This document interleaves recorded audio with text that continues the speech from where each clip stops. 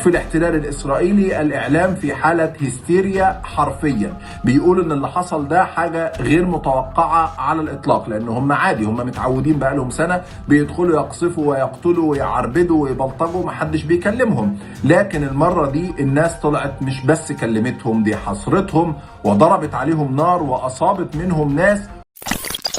هذه الصورة للشهيد حسن محمد عبد الرزاق السعدي، أحد الشهداء ضد الاحتلال في بيت جن بعد ساعات من زفافه في واحد من أكبر وأضخم المعارك ضد الكيان في سوريا منذ سقوط النظام. وقعت في بلدة بيت جن بريف دمشق.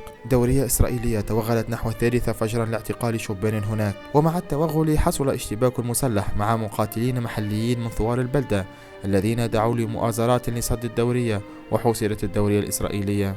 بدأت إسرائيل حملة قصف بالمسيرات والصواريخ، ووصلت مؤازرات إسرائيلية أخرى.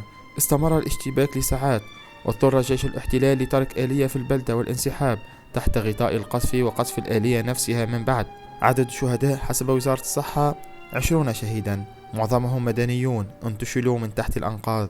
رواية المحتل أن العملية كانت لاعتقال مطلوبين من الجماعة الإسلامية اللبنانية، وأعلن عن مقتل جنديين وإصابة 3 آخرين من الفرقة 210.